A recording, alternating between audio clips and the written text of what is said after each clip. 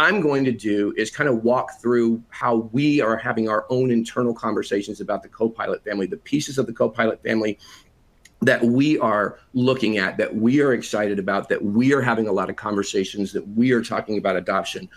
And we hear these again and again with our customers. So again, bringing sort of that collective wisdom of what we're doing, what we see our customers doing, and really bring that to bear on Copilot. Then we're going to zero right in on Copilot for M365. There's been a lot of changes recently. So again, I'm going to kind of walk through some of the recent ones, the ones that we think are really cool, the ones that we think are really exciting and have and are going to be, good news stories coming.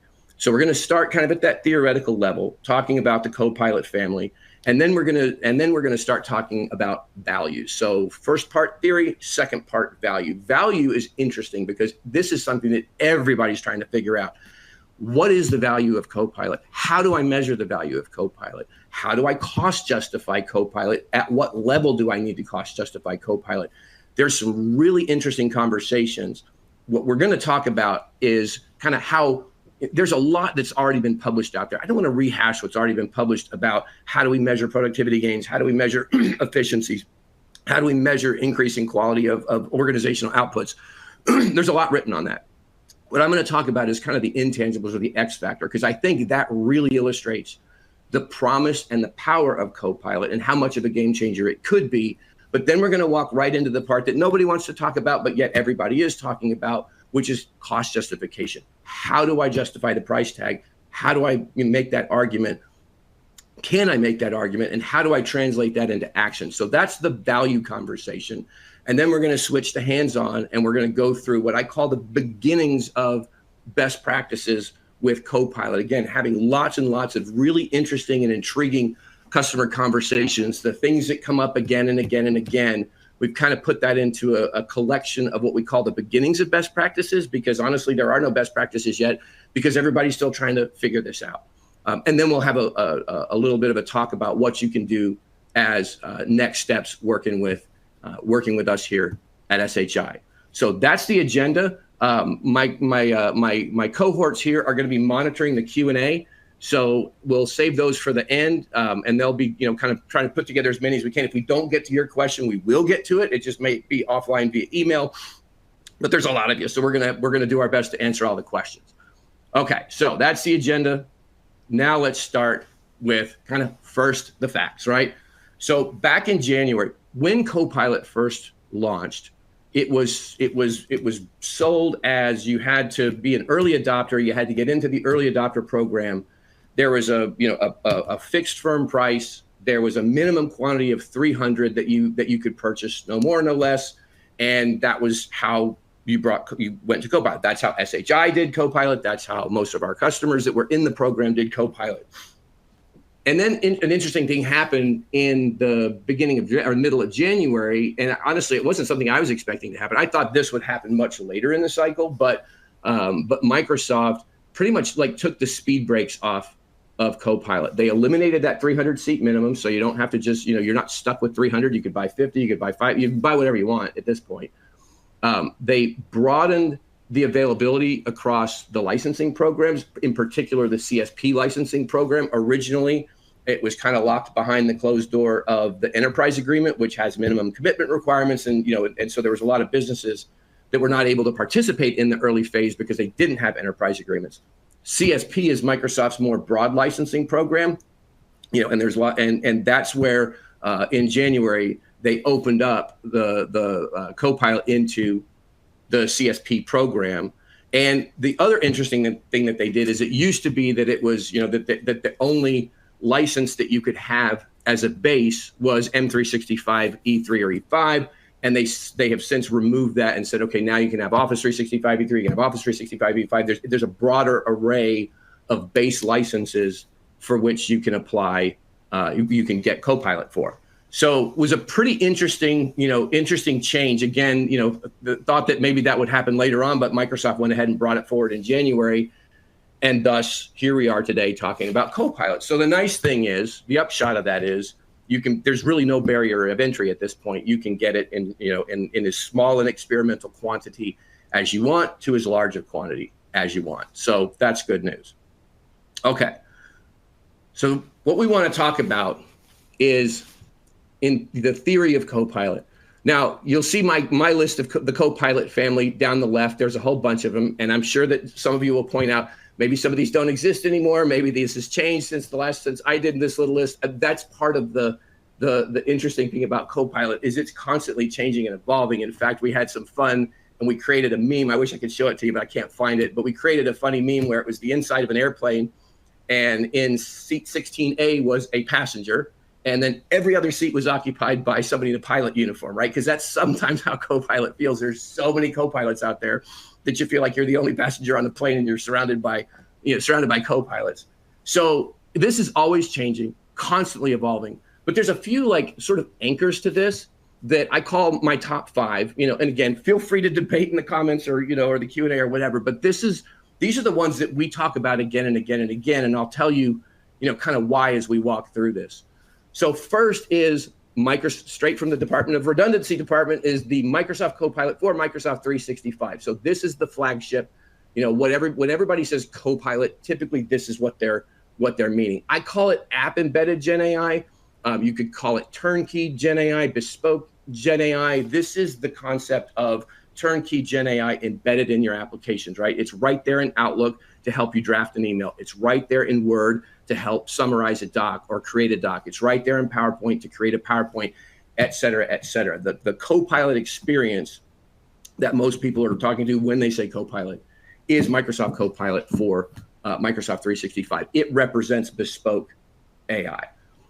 Copilot Studio is sort of, if I think of this, Copilot Studio is kind of maybe one layer up from this is turnkey. Now, Copilot Studio is the ability to create your own Copilot experiences, but in a low code, no code way. Still a pretty steep learning curve, definitely challenging, but this is now we're starting to get into the concept of the citizen developer, right? The idea of the theory driving Copilot Studio is line of business users able to create meaningful, highly relevant, contextualized Copilot experiences within their line of business and not having to, launch a giant project with a whole bunch of developers and a whole bunch of cycles. The idea is you have this framework that you can then craft the Copilot experience into something that's more meaningful in your context and do that without having to have a PhD in Gen AI and machine learning. So that's at least the concept.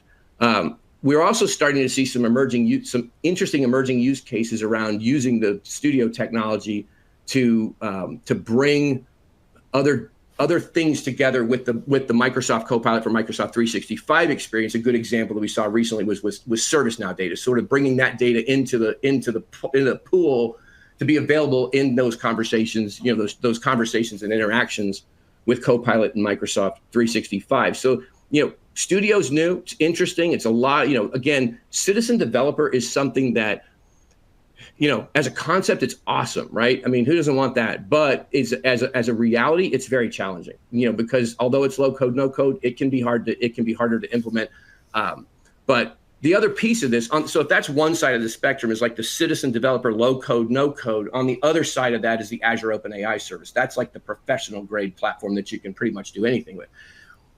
It's not Copilot. Why is it in Lane's top 5 of Copilot? Because you never have a conversation about one without having a conversation about the other, and that's often something that's that's brought up and talked about quite frequently. Is where do we go? Do we go with something like Studio? Do we go with something highly customizable and craftable like Azure OpenAI service? Here at SHI, we do we're exploring both as well. But those represent sort of that, from citizen developer to professional developer, that's sort of the spectrum there, right? I throw GitHub Copilot Enterprise there because that seems to be emerging as a Copilot, like maybe the first Copilot superpower. We get a lot of really positive feedback. This is definitely a disruptive technology, and there's just a lot of buzz around GitHub Copilot. So we're really looking at that one. We talk a lot about that one internally and with customers, because that definitely seems to be an area where Copilot really brings a lot of value to the table. And then the last one is kind of in preview right now, but again, it's a really interesting concept. If Studio is the concept of democratized Copilot development, then the Fabric and the output and Copilot for Power BI is basically that, but for data. The concept of not having to, having an environment where a skilled line of business user can dip into the data, structure that data, create meaningful visualizations from that data that then drive business value, business outcomes, et cetera, without having to have that really intense layer of development, because that's already taken care of in the platform. I call it democratized data pipelines, and I think that's a really interesting concept. Again, it's probably going to be something that takes a lot of work to realize, but again, it's like citizen data developers. So these are really interesting concepts. They come up all the time. I will tell you that if I had to say what's the consensus at this point, the consensus is interest, limited exploration, probing of individual use cases, and and not necessarily, we're not necessarily seeing a lot of wide scale adoption yet. I think part of the challenge is the technology itself is still challenging, still has a pretty steep learning curve. The licensing behind it could maybe be a little bit less opaque. So there's some speed bumps along the way, but they're definitely conversations that we're having with clients of all shapes and sizes. So again, this is always a moving target, but that's okay, because Microsoft is constantly testing and tweaking and bringing new things to bear. It's just these are the ones that seem to take away the noise, the noise and the static, and these are the ones that we end up coming back to again and again. Okay, enough said about that. Let's zero in on Microsoft Copilot for Microsoft 365. And this is like the latest. I call it the good stuff because there's tons of stuff happening here. It's just these are the things that I find most interesting, and we tend to have a lot of conversations with internally. So first, you probably already know this, but Bing Chat Enterprise has become officially Copilot. I put this up here. This happened a while ago, but I put this up there because we kind of made the mistake of overlooking Bing Chat Enterprise in the beginning, because it was kind of like the entry-level piece. But man, that thing has turned out to be like one of the best parts of Copilot. It's quick, it's clean, it's easy, low barrier of entry, and there's really a lot of value to be had there, surprising amount of value to be had there. Just, again, my personal opinion and the opinion of my colleagues here, but we kind of came back later and kicked ourselves and said, gee, why didn't we pay more attention to Bing Chat Enterprise? And we do now, but now it's called Copilot.